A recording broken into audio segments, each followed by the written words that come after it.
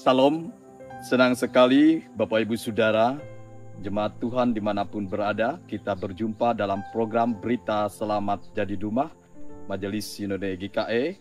Hari ini, Senin 17 Februari 2025, bersama dengan saya Pendeta Betri Lukas, melayani di Resort Permata Intan. Sekarang berada di kaki Gunung Lahung, Kelurahan Tumbang Lahung. Kita akan merenungkan firman Tuhan pada hari ini. Mari kita berdoa. Kepada nama Tuhan yang kudus dan mulia, kami serahkan hidup kami memuji dan memuliakan Engkau. Kami akan merenungkan kebenaran firman-Mu, pimpin kami dengan roh kudus-Mu. Urapi kami, sehingga kami boleh menerima, memahami firman-Mu. Dalam nama Yesus kami berdoa. Amin. Perenungan firman Tuhan bagi kita hari ini diambil dari 2 Raja-Raja pasal 24 ayat yang ke-18 hingga ayat yang ke-20. Firman Tuhan berbunyi seperti ini. Zedekia berumur 21 tahun pada waktu ia menjadi raja, dan 11 tahun lamanya ia memerintah di Yerusalem. Nama ibunya ialah Hamutal binti Yeremia dari Libna. Ia melakukan apa yang jahat di mata Tuhan, tepat seperti yang dilakukan Yoyakim. Sebab oleh karena murka Tuhanlah terjadi hal itu terhadap Yerusalem dan Yehuda, yakni bahwa ia sampai membuang mereka dari hadapannya. Zedekia memberontak terhadap Raja Babel. Bapak Ibu Saudara, renungan firman Tuhan hari ini saya berikan judul menghindari kehancuran hidup. Ada banyak kita mengalami permasalahan hidup yang begitu berat. Bahkan terkadang kita bisa berkata, hancur sudah, selesai sudah, hancur hidup saya. Itu bahkan kita ucapkan saat kita mengalami permasalahan hidup. Mengapa ini terjadi? Tentunya tidak terjadi serta-merta. Pasti ada penyebabnya. Kita bisa belajar dari firman Tuhan yang kita baca hari ini. Zedekia alias Matanya adalah Raja Israel yang dipilih oleh Raja Babel. Memerintah Yehuda selama 11 tahun. Dan dimulai pada saat ia berusia 21 tahun. Pada zaman Zedekia inilah kerajaan Yehuda hancur sehancurnya. Bahkan Zedekia secara pribadi pun mengalami kehancuran hidup yang luar biasa. Pribadinya sendiri mengalami kehancuran, keluarganya mengalami kehancuran, di mana anak-anaknya di depan mata Zedekia sendiri dibunuh, disembelih di depan mata Zedekia.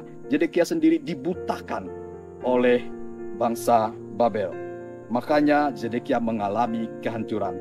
Penyebab kehancuran itu ialah pertama, Zedekia melakukan yang jahat di mata Tuhan. Sekali lagi, penyebab kehancuran itu yang pertama adalah Zedekia melakukan yang jahat di mata Tuhan. Ia melakukan kejahatan sama seperti Yoyakim. Kita melihat bahwa kesamaan Zedekia dan Yoyakim ini berkonotasi negatif. Mereka sama-sama melakukan yang jahat di mata Tuhan. Bapak Ibu Saudara, kalau kita sama-sama melakukan sesuatu yang jahat, itu sangat memalukan. Misalkan orang bilang, kamu sama saja seperti saudaramu, sama saja seperti ayahmu, sama saja seperti ibumu, sama-sama jahatnya. Itu tentunya sangat memalukan. Dan itu membuat kehancuran di dalam hidup kita. Jadi yang pertama, penyebab kehancuran hidup itu karena kita melakukan yang jahat di mata Tuhan. Oleh sebab itu saya mengajak kita, marilah janganlah kita sama-sama melakukan yang jahat. Alangkah lebih baiknya jikalau kita sama-sama melakukan kebaikan, sama-sama melakukan kebenaran.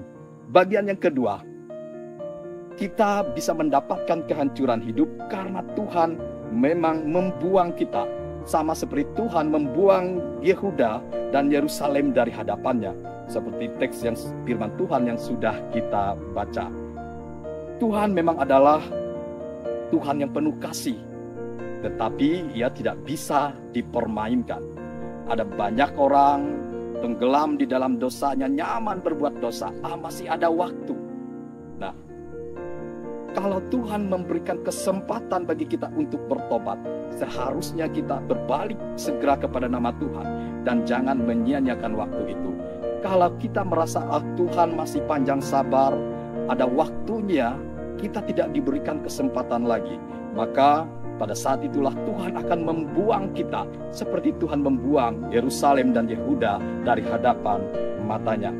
Oleh sebab itu, marilah kita sungguh-sungguh bertobat. Jika ada orang yang jahat bertobat, maka bisa saja Tuhan menerima kembali, mengasihi kembali, sehingga hidup kita terlepas ataupun terbebas dari kehancuran.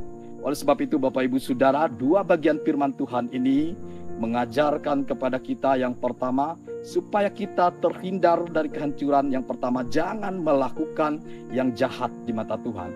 Yang kedua, jikalau kita melakukan yang jahat, maka saat Tuhan memberikan kesempatan untuk berbalik kepadanya, maka marilah kita segera berbalik kepadanya.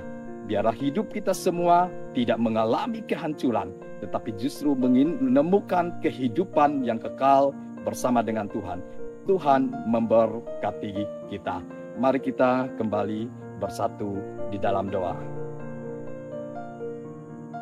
Kepada kemurahan Tuhan yang kudus dan mulia, kami mengucap syukur atas firman-Mu yang boleh kami renungkan, kami dengarkan bersama. Jikalau Yehuda ataupun Yerusalem di bawah kepemimpinan Zedekia mengalami kehancuran hidup, maka biarlah kami boleh belajar dari firman-Mu. Janganlah hidup kami mengalami kehancuran, tetapi biarlah hidup kami mengalami keberkatan yang dari Tuhan. Ampuni kami akan salah dan dosa kami. Biarkanlah waktu dan kesempatan yang daripadamu terus Engkau berikan supaya kami boleh berbalik kepada nama Tuhan. Terpujilah nama Tuhan. Diberkatilah hidup kami hari ini dalam pekerjaan usaha kami. Diberkatilah keluarga rumah tangga kami baik sekarang ini dan seterusnya bahkan selamanya. Diberkatilah gereja-Mu, Gereja Tuhan, Gereja Kalimantan Evangelis. Terpujilah nama Tuhan. Ini doa kami.